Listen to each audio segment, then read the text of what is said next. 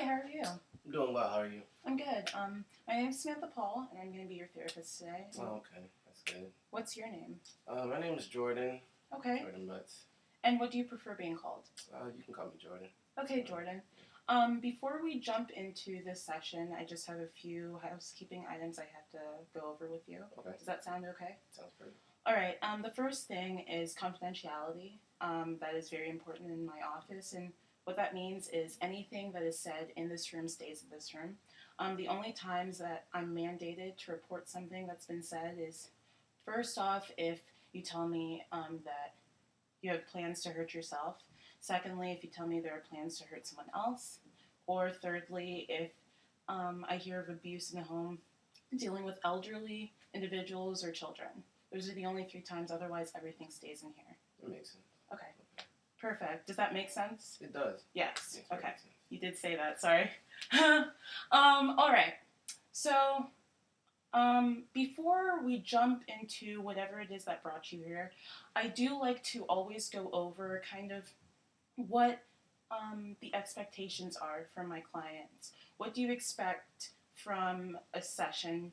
What do you think it's going to look like? Well, based off what I've seen in media or TVs, basically I feel like when I come to a counseling session, I would say a problem, and the counselor would kind of give me kind of a different way of thinking, or basically a way of adjusting to whatever problem I'm having or dealing with that problem. That's a more healthy way Okay. of dealing with it. Okay. And in my office, I definitely think that that is something that happens. I definitely want to work with you to be able to come to a place where you can start implementing solutions to whatever it is that you're coming in with or whatever problems you are coming in with.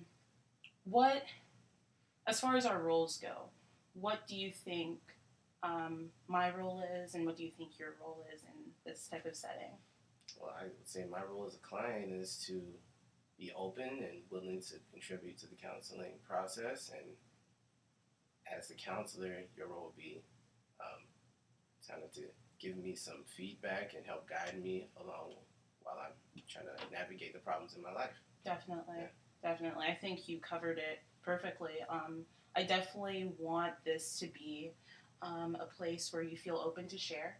I really, as a therapist, I really want to be able to help you to find, better solutions to your problems and maybe help you navigate those thoughts and the way that you think about things, specifically with cognitive behavioral therapy, which is what happens here. Are you familiar with I am. CBT? I am. Okay, perfect. So, just as you were saying, those are our roles. I would ask that you are as open as possible. That will definitely help move things along and help me to better understand where you are so that we can work together. Definitely. Okay, perfect.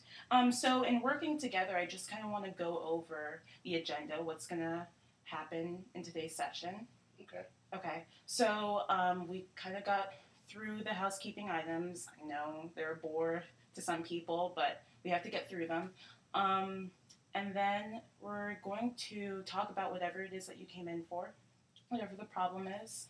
We're going to set some goals. And then at the end, I will ask for some feedback from you.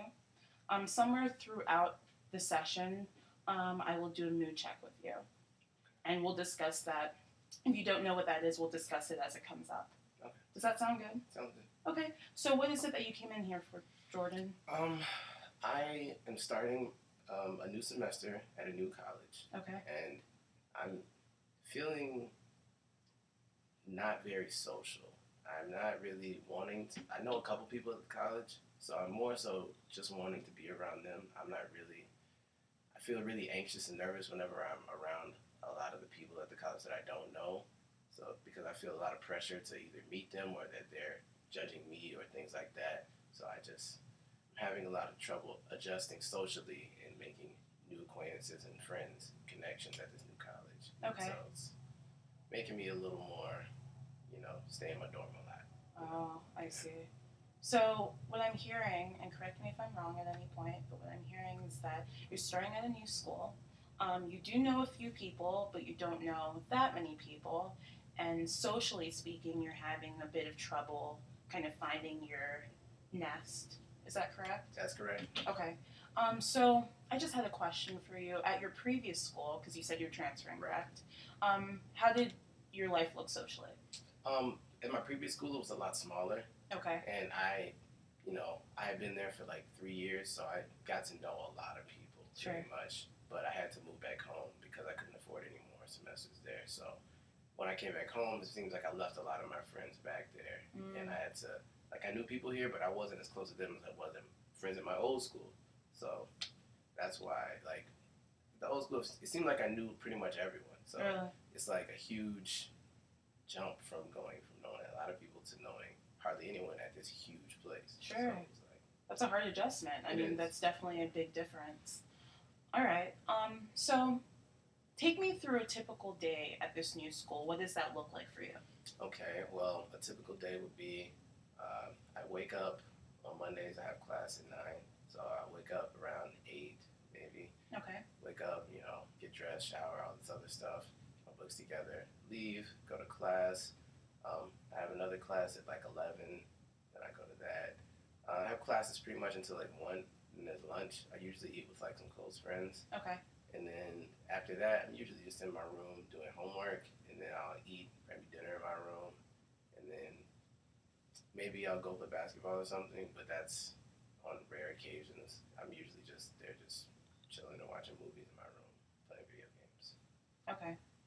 Um, If this issue was not present, what would an ideal day look like? I think an ideal day would be me just being involved more. Okay. Like, I'm sure there are things going on. Like, I've heard of different clubs and things going on campus, but I'm not really in them. And so I'm sure, like, if I was in poetry club, they would meet at this time, and I could go there at some point during the day. And Sure. if there was, a psychology club, I could go in there and meet with them in one part of the day. I could work on some different things for these different clubs. Mm-hmm. I could help plan some events. I would just want to wake up. I could go to class, leave class, eat, and just know I have other things I can do that aren't academic based, but that would get me involved meeting other people, Okay. ideally, and just being a part. Okay. More so, yeah. That sounds like an ideal situation, Right, definitely. yeah. Okay. So are those some things that you want to work towards? I am willing to. Okay. I am willing to work towards them. Just getting over the little anxiety part is what my issue is. Okay. All right. So I think this is a great time for a mood check. This past week, for example, where would you say that your anxiety stood on a scale from 0 to 10, 0 being the least that you've ever had, like the smallest or the Just relaxed. relaxed, no anxiety is what I'm attempting to say, Yeah. and 10 being the most anxiety you've ever had. Say it's about 6 or 7. 6 or 7. Okay, so higher up on the scale. Yeah. How about today specifically? Where's your anxiety? Specifically, I was kind of nervous about coming here, Sure. so it's around a 6, but Okay. not as bad as it's been previously, I guess. Okay. All right. So as far as goals go, are there any specific goals that you want to set that we can work on here on out? I guess one goal would be just attempting to talk to someone that I don't know at least once a day. Sure. Just introducing myself to one person maybe once a day. Okay. That could be a goal. Okay.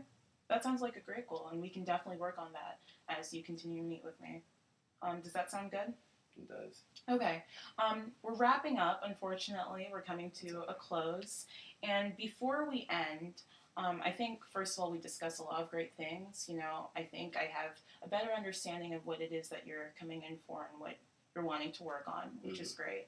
And I definitely see us being able to help, help you reach your goals and find solutions to this problem.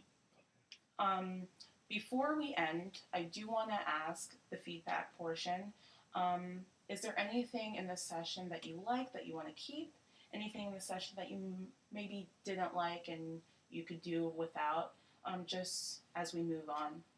I don't think there was anything I could do without. Okay. But there was a lot of you asked how I felt about a lot of things. Sure. And in life, I feel like some people don't necessarily consider me when I want a lot of stuff.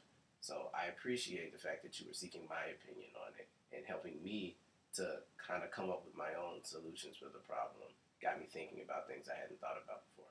Well, I'm Appreciate that. definitely glad to hear that. I hope that you feel that way as we continue on. But it was great meeting with you, Jordan, and hopefully you come back for another session. It's been a pleasure. Yes. Good. Well, have a great day. You too. Thank you.